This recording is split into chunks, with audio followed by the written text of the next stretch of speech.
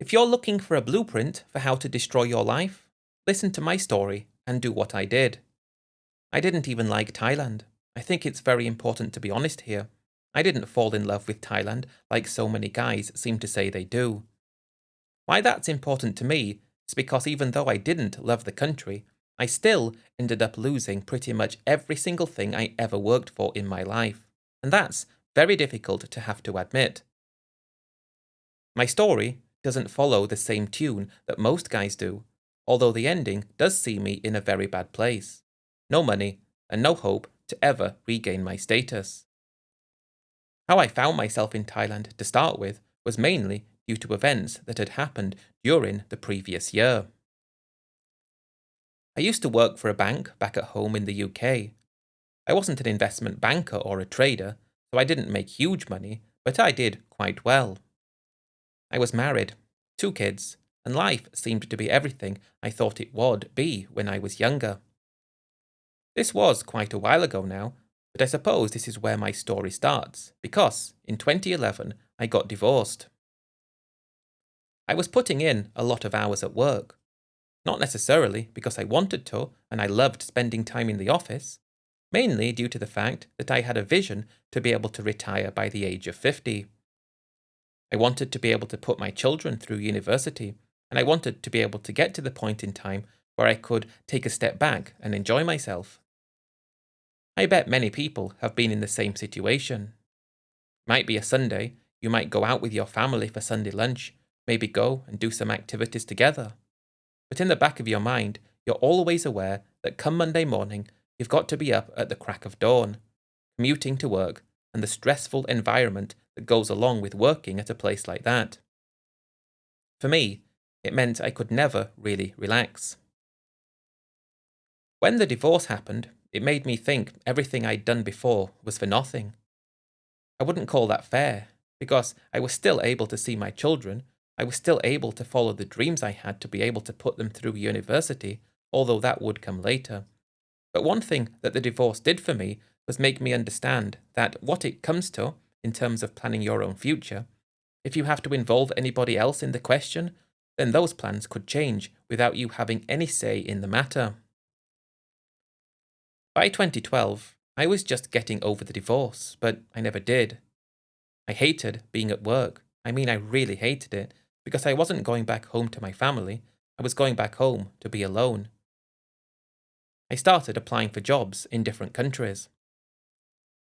The bank I worked for had branches all over the world, and I thought it was a bit of a long shot, but I was in the field where people did go and work overseas. I was hoping originally that I'd land a job in New York. Too far away from home, I thought, just far enough. Enough, though, to make me feel like I was starting afresh. Ultimately, though, I was offered a position at the bank's office in Singapore. Singapore was the furthest thing from my mind when I came up with the idea to leave the UK. But after I did a bit of investigation into what it would be like to live there, I thought this opportunity was too good to miss, and I might as well grab it with both hands.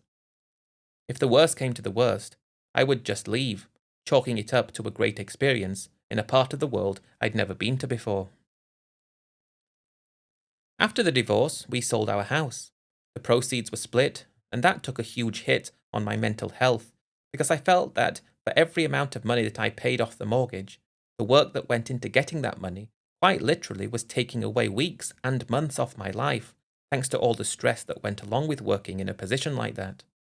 But as soon as I accepted this job offer in Singapore, I started to feel a bit better, knowing that I was going to have a different experience.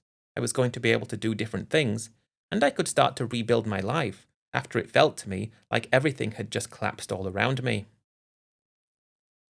About halfway through 2012, I was flying to Singapore, a newfound lease on life, and the hope that I could start saving money to be able to get to my dream of retiring at the age of 50.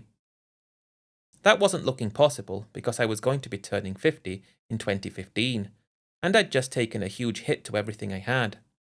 But even still, that was the goal, and based on what I was going to be paid, and on the fact that I was going to be put up in accommodation that I didn't need to pay for myself, if I saved really hard, maybe it would be possible. It wouldn't be anywhere near as much as I hoped to retire with, but it should still be enough just to take a step back and try to enjoy myself once and for all. I don't think I ever enjoyed myself in the truest sense of the meaning for as long as I could remember. Singapore was a shock on the senses. The furthest I'd been from the UK was the States. I'd always ventured to the west, never to the east, and I think the furthest east I ever went was Greece, which wasn't exactly that far. The first thing I noticed about Singapore was it wasn't like I thought it was going to be. Just how modern it was, how clean it was. Although what people said about there being no rubbish anywhere was a bit of a stretch, because it was just like everywhere else. The thing I really found attractive about Singapore was just how efficient it was. It put to shame everything that I was used to back at home, and it really felt like it was a country moving in the right direction, whereas back at home, the country was moving in the wrong direction, and I fit in immediately. It was just like this country seemed to align with my own vision of how a country should be, and it actually made me start thinking about my own country in a very different way. Only 50 years before this moment, where I was standing in Singapore looked absolutely nothing like it did then. Stand outside the office where I used to work back at home, pretty much all the infrastructure, in terms of the buildings and the roads, were pretty much identical to what they were like 50 years ago. That really gives you a very big mental shift as to understand that the world is moving away from what we held dear. It was moving to a more Asian focused place. And just my take on being in Singapore for only a couple of days, this is how I felt. My first day at the new job was interesting. There were quite a lot of expats working there, and we were paid well. This is one of the reasons why this makes everything so much worse for me, because if I had been sensible, even if I'd only been 20% sensible, I would have still had a good amount of money to retire with. But it was like I just couldn't control myself when I got to Singapore, and perhaps I was trying to fix things that I didn't even know were broken in my life. I quickly started to gravitate towards Geylang. Numerous places there where you could go and meet girls, not in the traditional way. Places where you could go for a drink, great options for different variations of food, and I was paying out a lot of money every day for everything that I got up to. I wasn't really saving anything, although I should have been given how much I was being paid. There was one colleague from work who, in the early stages, I spoke to occasionally, but one day he invited me out. We talked a lot ever since I started working the job, and you know when you hold your own personal beliefs about the world, somebody else holds their own personal beliefs about the world, yet you're not 100% comfortable sharing how you feel because you don't know how the other person will react.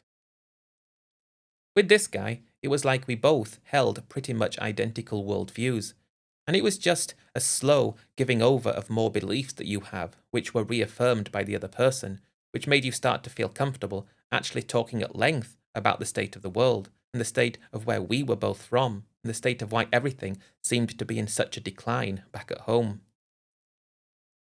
This was about 3 months after I started working in Singapore.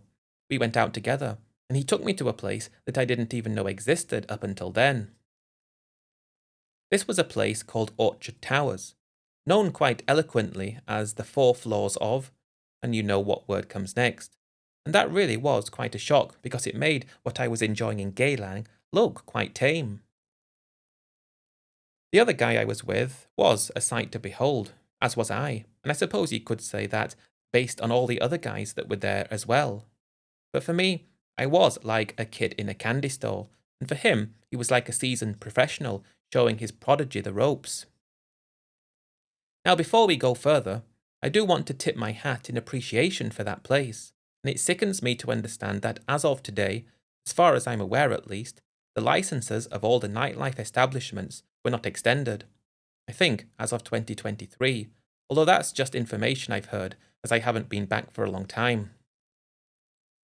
I guess it's not just Thailand that likes to remove the very fabric of its society in search of modernity and the sanitized version of what it even means to be a country in that part of the world.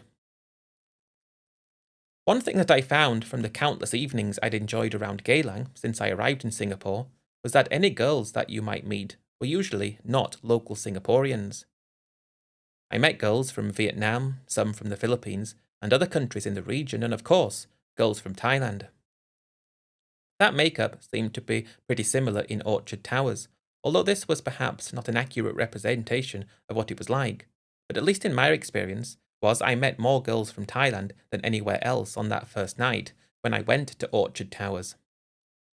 It was a pretty wild time, and I know this might come across as a guy who likes to go out to places like that, but I was very bitter and jaded after my divorce, and I wanted to make up for all that lost time where I should have been enjoying myself, but instead I was putting my family first.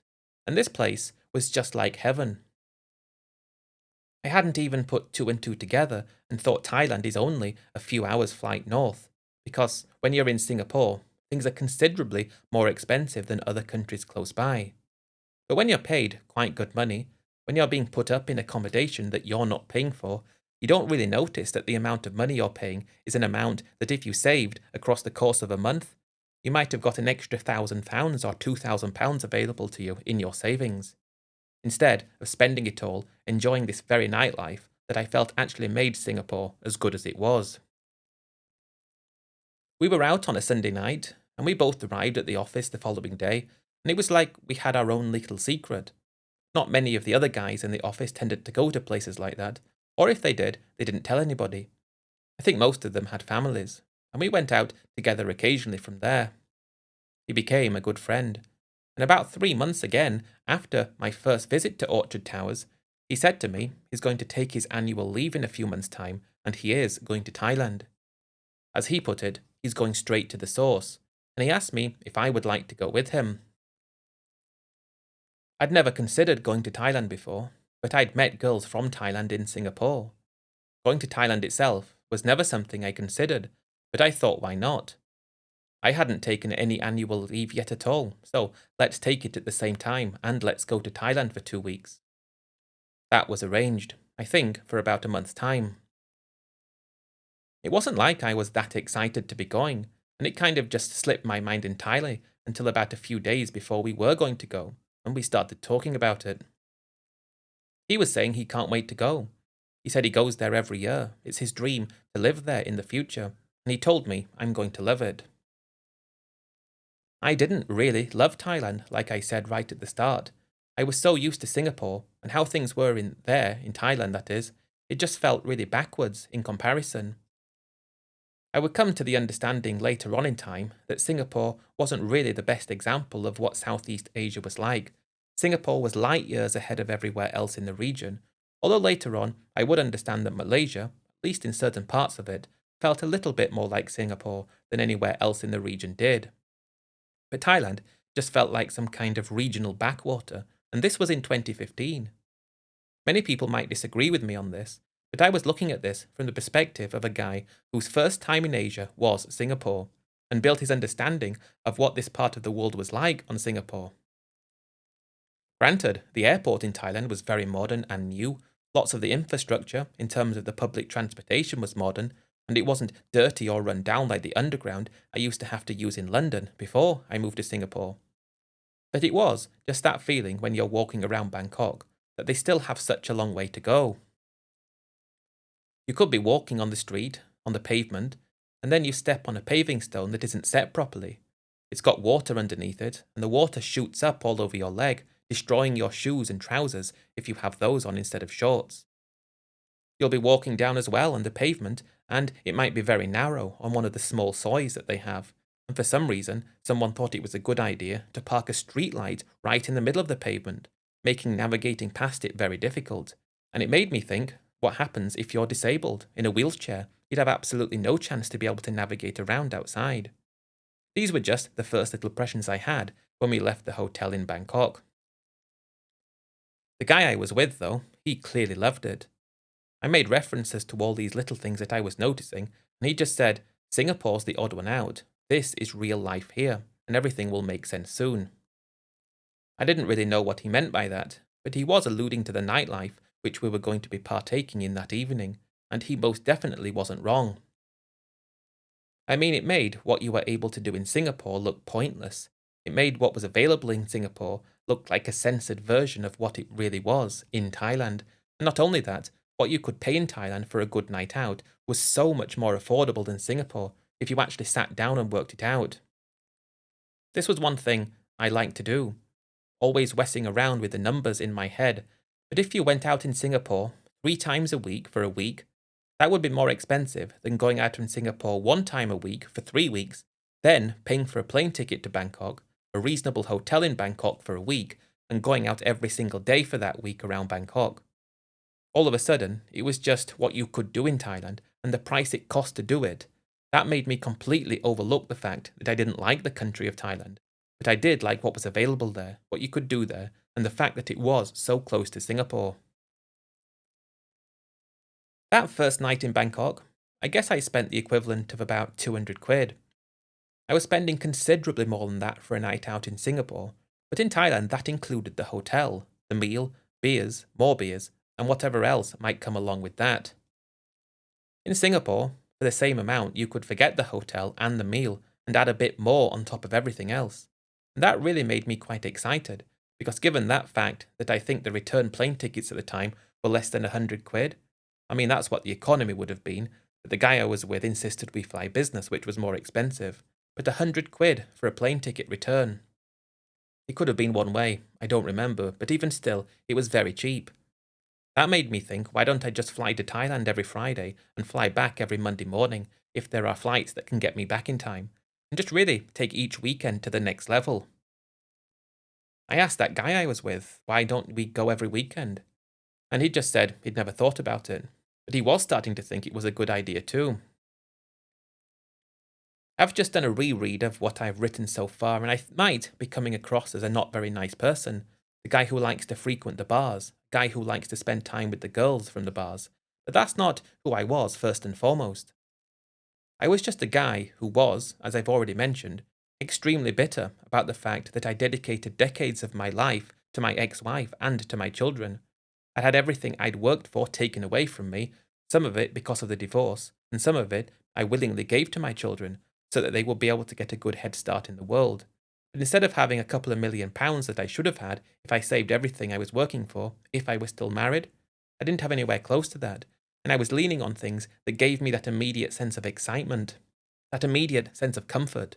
And that just so happened to start with the places around Geylang in Singapore, then on to Orchard Towers and now Thailand, where everything was just taken up one extra notch. But it was like you were measuring things in Thailand on a completely different scale altogether. It was like the scale didn't go to a high enough number if you had to use the same one as you would use in Singapore. I was just, if I'm thinking about it hard, doing everything I could to fill that void that I still felt after everything went wrong with my marriage and my family. That's the only way I could describe it. I wasn't some sick, twisted individual. I was just someone seeking a release, seeking happiness in the moment, and the thing I was starting to be happy again was because of what I was doing.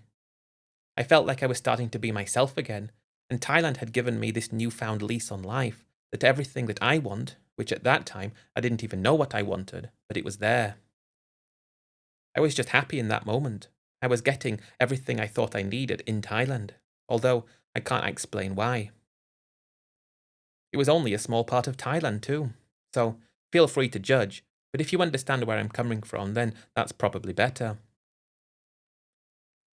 We were only in Bangkok for a week. After the first night, we went around together.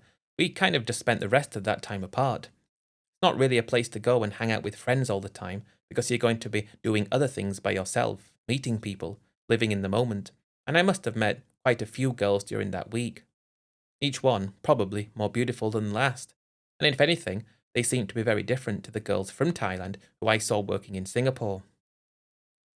The girls who were there in Singapore seemed to be a lot more, and I don't know if this is the right word to describe it, but a lot more business focused, a lot more money orientated, a lot more rough around the edges, while the girls that were in Thailand seemed to be sweeter, more innocent, with substantially worse understanding of what was available out in the world, and that made everything even better. I can remember when we were flying out of Thailand, and I felt like I found a place where I could just be me, in the moment that was. And it was when I was in Thailand when I completely forgot about all the negative things that had happened back at home. In Singapore, they were always there in the back of my mind, yet in Thailand, they weren't there anymore, and I think that's important. I found myself in two minds back in Singapore. It was only 2 or 3 days after being back when I was out in the evening again, although it just wasn't enjoyable after being in Thailand. It was like everything was turned down, wasn't in your face. It was very expensive for a lot worse experience.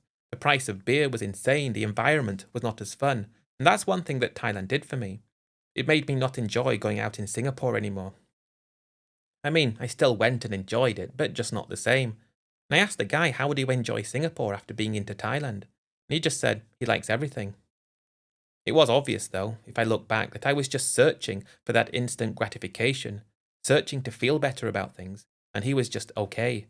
Never been married, no desire to be married, no family, only about himself. And I guess I was just conflicted, because in order to feel better, I was drawn to the nighttime experiences. But now, the nighttime experience in Singapore didn't live up to the expectation, and I'm struggling really to get back into that good frame of mind that I found myself in when I got to Singapore in the first place. It's like I forgot why I was there. I was there to start with to heal after my life came crashing down at home. I was there for different experiences, and I was there to broaden my horizons. But now, all these things I was there to do, it was like I couldn't do them anymore because I knew there was so much better available not far away. I guess we're probably in 2013 at this point. Been back in Singapore around a month, still going out but not getting any much enjoyment the same. And the most difficult thing to admit to is the fact that I was just spending pretty much everything I was earning. I shouldn't have been doing that. After being back for a month, I decided I was going to take the weekend approach, fly to Thailand after work on Fridays and return back on Monday mornings before work. But what actually happened was flying to Thailand Friday evening and then returning to Singapore Sunday evening. I still had 2 nights there, and I'm finding this is costing me about the same as going out in Singapore for 2 nights anyway, although you've got the flights, 2 flights in fact. And that was something I did pretty much without fail throughout the whole of 2013. I mean, not every weekend, but most. What makes this really annoying though, as I've already alluded to, is how much money I'm spending. After the divorce, after giving money to my children, after everything, as I said, I should have had a fortune, but I didn't. I guess I had around 250 grand. Ever since I started working, I could have probably been putting away 4 or 5 grand a month, but I'm not putting any money away, and if anything, at the start of 2013, I've got a little bit less than I started with when I moved there. That's how much money I'd been spending going wild and living in the moment, and trying to get over things. And the thing was, things got so much worse from there. It's like, as I said, if you want the blueprint to how to destroy your life, do what I did. That would be the only way to put it. By the end of 2013, I'm starting to tell myself you really need to calm down. You need to start putting money away for retirement. You need to start thinking about the future for a change. That was my New Year's resolution at the end of 2013. Get your head back in the game, focus on trying to save a bit more money, and then I was thinking about retiring Thailand with just enough money to be able to live a life I wanted to live. The weeks are going by into 2014, but as every day goes by, I'm spiraling back into my old depressive ways. It's like I have an empty mind, and all it's focusing on is the past, my family, my ex-wife, my old life. Everything that I was in Singapore to get away from and forget about is now coming back to me when I take a step back and try to not release the hold that the nightlife has on me. To start with in Singapore, and then in Thailand, it's like I want to be there, do that every day, and that makes me feel better. That's why this is so cruel. I knew what I was doing was detrimental to my future, probably to my health, probably to my mental well-being, and everything about me. I know what I was doing was a negative, but in the moment I didn't care about that, because in the moment I was happy and content, just looking forward to the next nighttime adventure whenever it was. For the first 3 months in 2014, I didn't go to Thailand once, didn't go out in Singapore once. The guy who I was friendly with was still going out. We were speaking in the office, maybe go for a meal together and a beer, but nothing more than that. He just couldn't understand why I was allowing myself to be so depressed by not enjoying myself in the way that could make me feel better. What are you meant to do when you're in a position like that? You know you can get immediate happiness and immediate gratification, and you know how to make yourself feel better. But you also know that what you want to do to make yourself feel better, the things that you want to do so badly, are going to have a detrimental effect on your future in terms of how much money you have. And also, you know that you might not be able to stop again if you get back into that position. I never thought about this really, but perhaps I was just hoping that my ex-wife would call me, telling me she made a mistake. She wants to try and have another go, and she's really sorry. Perhaps that's why for those 3 months in 2014, I did take a step back, because that was the only thing that I could hold on to. That hope that she would do that. That made the feelings I was having, that depression, it made it bearable, because I really held on to it. When one of my children told me that she had remarried, that was when I went back into the nightlife scene. Only this time, round two would take everything to the next level, and make everything I did in round one look normal. That news that my ex had remarried hit me like a sledgehammer. Deep down, I should have known that the chance of us getting back together was not going to happen. But even still, she was the love of my life. She was what I gave my life for. The early stages of my life, my 20s and my 30s, I gave for her and our family to try and give us a good life. As I write this, many years later, if I found out that she divorced this guy that she's still with, and she came to me and said that she would like to have another go, I wouldn't think twice. I would overlook everything she's done, everything she did to me, everything that went wrong for me because of her, and I would have another go with her. And I guess that should tell you everything you need to know about my life. My first night out, though, when I found out this, I didn't even go into work. I was out early, straight to Orchard Towers, going crazy in a few of the places there. This was on a Thursday night as well, and I didn't go into work on the Friday. I just flew to Thailand. I told work I was ill. I never called in ill before, so I thought I'd get back there on Monday.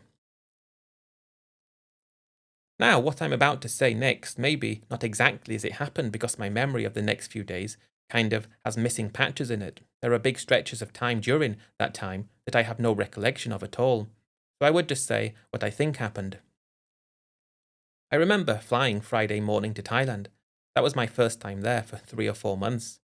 I remember getting stamped into the country, getting in a taxi, and checking into the Westin Grand in a sock. That was a place I stayed pretty much every time I went to Bangkok.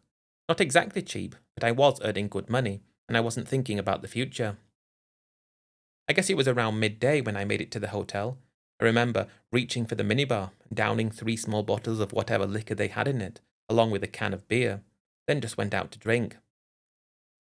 From that moment, I don't really remember anything, but it was quite obvious by the scene that was in the hotel room the following morning that I'd been out to a bar, probably more than one, and spent time with a girl, which wasn't uncommon. But this time it seemed different. I had a screaming headache, and the girl was with me. That was very uncommon. In fact, I never remember waking up like that before. Usually going out at night time with me would not roll over to the following day. That was the way I liked it, but obviously I was so out of it that things happened that I would never have let happen before. I remember grabbing some water. I must have had the foresight to go and buy a couple of 1 litre bottles from the 7-Eleven, and I just downed a whole litre with a few paracetamols and went back to sleep. I did feel a bit better when I woke a few hours later, but the girl was still there, still asleep. And I can remember thinking to myself, I've got 2 choices, Healy. You can stop this craziness now, pull yourself together, get over the past, or you can keep going and who knows what's going to happen. Thinking about the fact that I hadn't been into work for 2 days, I should be back at work on the Monday, and I did tell myself, no more, this is crazy. Then that girl woke up. I must have said all kinds of things the night before, and the first thing she said when she woke up was, when do you want to go to Phuket? I didn't know what she meant. I looked at her very strangely, and she said the night before we talked about things and we agreed the following day we were going to go to Phuket together for a week. I definitely didn't remember that. The first thing I said was, I've got to go back to work tomorrow. That was a Sunday. I needed to fly back to Singapore. And she said that I told her that I was going to quit. I definitely didn't remember saying that. What I did next, I still don't know why I did it. I can remember thinking, how did I say all these things and agree to do these things that I shouldn't be doing? And instead of pulling myself together and actually getting my head straight, I just reached for the minibar again, 11 in the morning, give or take, and the girl that was with me said, can I have some too? So she did. We left the hotel, went for some food and obviously more alcohol, and I do remember going to the airport together with her, together with all my stuff. Not that I had a lot of stuff with me, but I remember doing that, flying to Phuket with her, because in the moment, I felt happy. I thought I'd get back to Singapore the following day. I don't really remember too much after that until Sunday came around and it's midday. I was supposed to fly back to Singapore from Bangkok in a few hours' time. The girl's still with me, and I just decided I was going to spend a few more days there, tell my work I was still unwell. I got back to Singapore on the Wednesday, back to the office on the Thursday, and I just couldn't believe what I was doing. I did try to tell myself that was a close call, don't let yourself get carried away again, because if you do, you could end up losing this job, and then what? I think at this moment, I was pretty much got away with the fact that I'd gone wild in Thailand for just under a week, saying I was unwell. I did get away with it, and I still don't really know exactly everything I did during that time in Thailand, because so much of it is a blur. Now I'm starting to get upset by the fact that everything that used to make me feel better is making my position in life even worse. And now I'm finding that it's not making me feel better, apart from in the moment. I don't look forward to going out at night anymore. I don't look forward to going to Thailand the next time, whenever it is I would go. I'm finding I'm getting into a really sorry state, and going out is only a temporary fix. I did everything I could to get my head back in the game. I tried everything, but it was quite clear that not only was I addicted to the nightlife scene, it seemed I was addicted to drink. Now, going out and drinking and spending time with the girls is not giving me the same thrill anymore. It's not giving me that same level of enjoyment anymore. But it's the only thing I can do to feel like my life is worth continuing. I suppose this was the point I should have tried to seek some kind of help. But I just pushed through those feelings throughout much of 2014, allowing myself to go out occasionally, but only in Singapore. Didn't go back to Thailand when I was invited by that guy. I just tried to slowly build myself back up into a better mental state.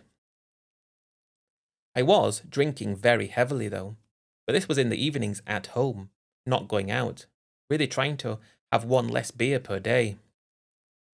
When you're starting at an enormous amount, and then you go down by one and then another, you think you're making progress.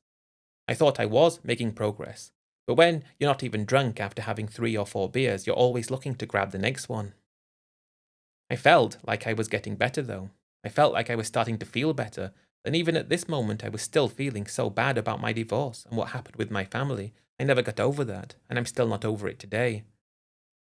It only took one little incident that saw me going crazy again though. That was when one of my children told me that my ex, who was of a similar age to me, was pregnant and was going to be having another child. Forgetting the fact that both our children were already adults and she was way too old to be doing this, she was still able to, but that was another sucker punch. I hadn't had any time off work all year, so I decided to book time off and go to Thailand for a week just to kind of let my hair down. Probably telling myself, though, that I was going for the culture and the beaches and the food and not the nightlife and the girls. That wasn't a promise that I kept to myself. Again, what I remember is getting to Thailand, going to the same hotel. Lots of the time is a blank in my mind, but I do remember not going back to Singapore, claiming I was unwell again. And this is going on, and I'm just going out at night, spending so much money. Nowhere near as much as I would be spending in Singapore, but I'm just going at it every single night, regardless of the fact that I should be at work. I just thought I need to do this. This is what's making me feel better, not understanding that this is what's making me feel a lot worse. I didn't show up to work for 8 days. 8 working days, that is. And when I did, I was politely informed that my position is no longer required and I have a month left. That should have been everything I needed to hear to tell me that I'm losing control of my own life. I'm going back into those ways, those addictions. This should have been a wake-up call that told me to go back to the UK, get your head straight, and work out what you're going to do. Things were made worse though when I didn't have a drink for a few days. That made me jittery and nervous thinking about all the money that I'd spent since I'd been in Singapore. I'd not saved any of this salary that I had, and I should have a lot more money by now. Didn't have enough to retire. But I tried to tell myself with what I had I could go and live in Thailand. Why don't I do that? Going back home to the UK was something I didn't want to do. I didn't want to get another job because I felt like I would lose that one as well. And I don't know what it was, but the thought of moving and living in Thailand, even though I didn't really like the country, just what you could do there, that made me calm. Like perhaps Thailand, I could get my head straight. Maybe I could do something there. I don't need a lot of money. I just need to be happy and in the right frame of mind and content, as opposed to always thinking about the past. I was always reaching for a drink to make me feel better, and I thought maybe Thailand could get me out of this, so that's what I did. That was at some point in 2015 when I flew to Thailand, with the idea that I would live there, semi-retired, tried to get my head straight, and tried to get off the alcohol and stop feeling sorry for myself. That was the thing. I was just feeling so sorry for myself. And if I look back, I really had no right to be feeling sorry for myself because my life wasn't that bad. I just regretted everything that happened. All the money I spent doing things I wouldn't have done if I was with my family. All the money I spent doing things that I didn't really want to do, just trying to escape other feelings. And it was like, if I get to Thailand, I could get myself sorted. The problem with that, though, was that by going to Thailand with these plans to retire, it didn't make things better. In fact, it made things considerably worse. Since going to Thailand for the first time, and the amount of times I've been since that first time was considerable, I only ever spent time in Bangkok, and very occasionally Phuket. Just given the fact that I was usually only there for a short amount of time, it made no sense to go further than that. But now, because I didn't have a job, because I was free to keep my own time, it was my first time going to Pattaya. I found you can do things with all the best of intentions. I promised myself when I was in Thailand I would get back on the straight and narrow, I would settle down, I would stop drinking excessively and mixing with the girls. But why did I promise myself something that I wouldn't do? Why was I going to Thailand then, if I wasn't going to do this? It was like if I was going to keep these promises I had with myself, I would be torturing myself in order to do that, because all I needed to do to make myself feel better in the moment was to go out, have a few drinks, and go to the bars. I think to myself, was this me not going to Thailand to try and make myself better, but going to Thailand using the excuse that I was going to make myself feel better, yet deep down, I was going to Thailand to kind of have one last hurrah. Almost as soon as I got to Pattaya, I just felt like I was home, even more so than how I felt when I was in Bangkok. I looked at my financial position, looked at my age, and I probably, if I had been sensible, I could have seen out my life. But it's almost as if that was too easy. I couldn't do that because what would I have left to complain about? What would I have left to make myself feel bad about? And it seemed like I was doing everything the exact opposite of what I should have been doing. At the time, you don't understand that. At the time, you don't think that.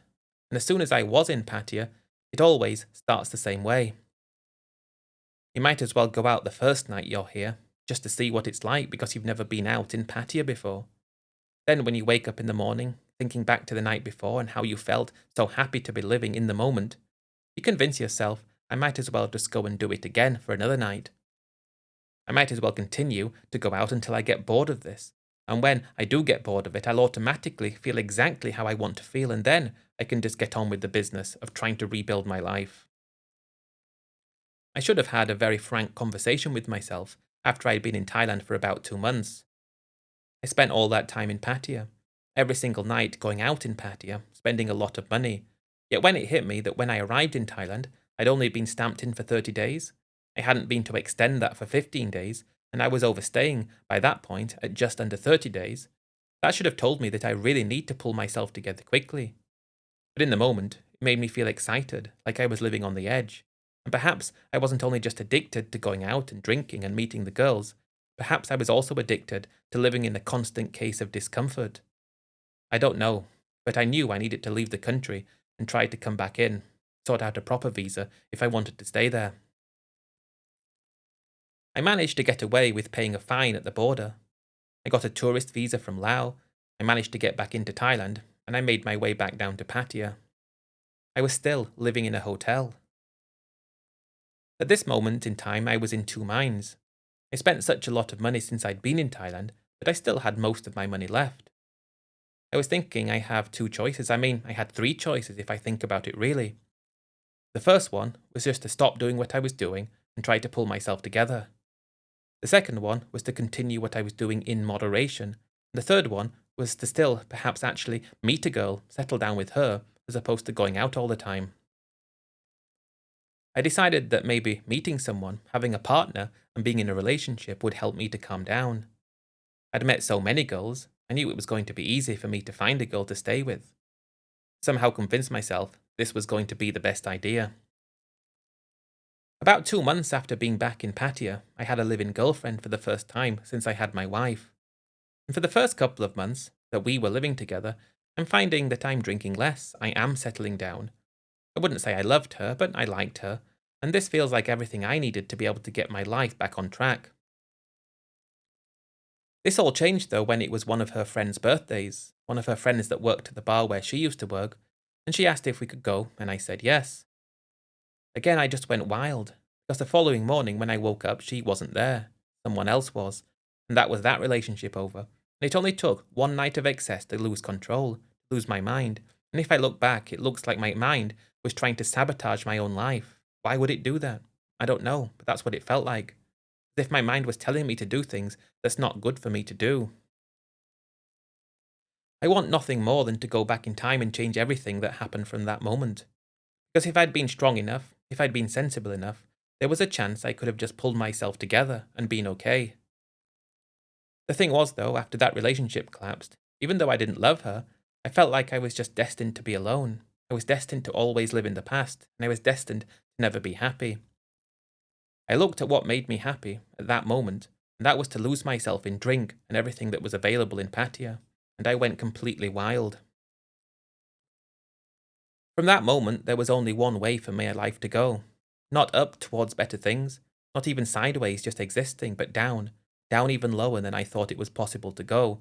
And I'm shaking my head, asking myself, why did I do such stupid things? I don't know why I did them, but at the time I know exactly why. Because in the moment it made me feel happy. It made me feel better about things, and I suppose that's why I did what I did. I did have the wherewithal to find a proper visa to be able to stay in the country, so I wasn't out of touch with reality so much that I didn't even have a visa. But from that moment on, my life revolved around the bars, the girls, Pattaya, and drink. It was like I built a wall in my mind that I couldn't see past. This wall separated where I was at the moment and the future, and it was like I completely overlooked the fact that the future was going to happen. Like I overlooked the fact that if I continue doing everything I'm doing on this side of the wall, when it comes time, that moment in time where I need to climb over the wall and move forward, it's not going to be anything left for me to continue. But that wall was built, and thoughts of the future, thoughts of what's going to happen in the future, never even entered my mind. I was just living day to day. When I arrived in Thailand after losing my job in Singapore, I guess I probably had about the same amount of savings as I had when I moved to Singapore in the first place. That alone should have sent alarm bells ringing in my head, because if I'd done what I should have done, instead of having 250 grand, I should have probably had 400 at that point, and still had a good time, still enjoyed myself in moderation. But I guess moderation was something I wasn't able to do. When you're spending 10,000 baht every day, and you're living in a hotel as opposed to finding a proper place to live, £250,000 can go very quickly. Even though at the time, I knew that the money is going to run out, it was like a hurdle that I would have to cross when the time came. In the moment, it didn't matter, because in the moment, this was the only thing that I felt could actually keep me going in the first place. By the start of 2019, I had no money left.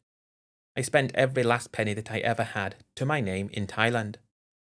I really shake my head as I'm thinking about this because not only is it stupid, it's also embarrassing.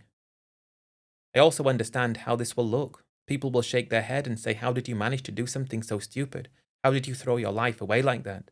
But if you've never been in that kind of mental state, or that kind of frame of mind that I was in at the time, it's easy to judge. It's easy to ask what should seem pretty basic questions. But until you've been through what I went through, until you've been in that position, I would say take a bit of a step back from judging and understand that it is what I was doing, knowing what the outcome was going to be.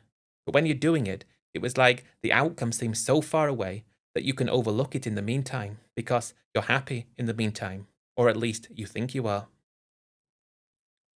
One of the problems was now, though, I was pretty much dependent on Pattaya, the beer, the bars, and the girls, everything that was what my life was.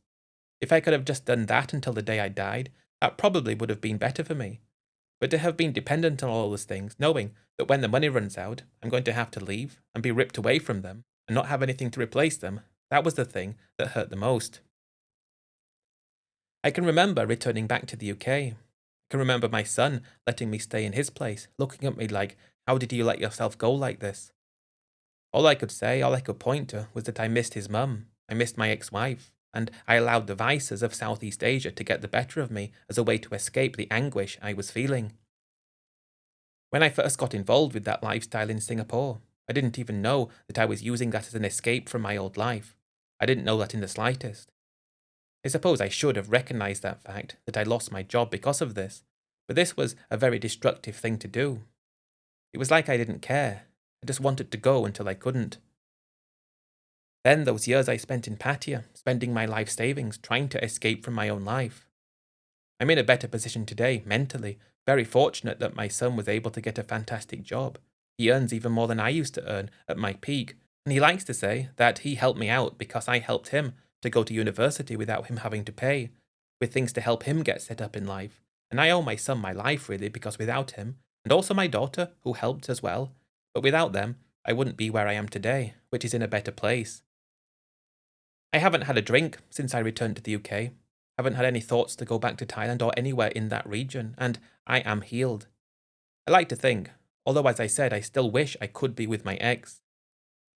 I think by telling my story, I'm doing so as a way to tell other guys out there that if bad things happen to you at home, as much as an instant fix might make you feel better, as much as Thailand can make you feel better with what you can do there, how much further your money goes there and how you feel seen there, if what you're doing there in the first place is to heal from the scars of your old life, perhaps it might feel like you're being healed and things are getting better and you're moving forwards.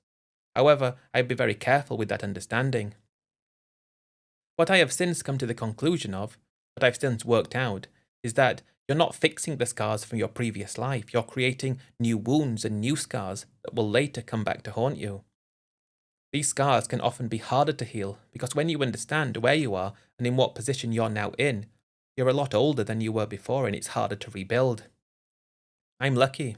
I had great children who helped me get back on my feet, but if I didn't have that, it scares me to think where I might be today. If you're going to Thailand, go to Thailand not to heal. Go to Thailand when you're already okay. Otherwise, what happened to me could happen to you too.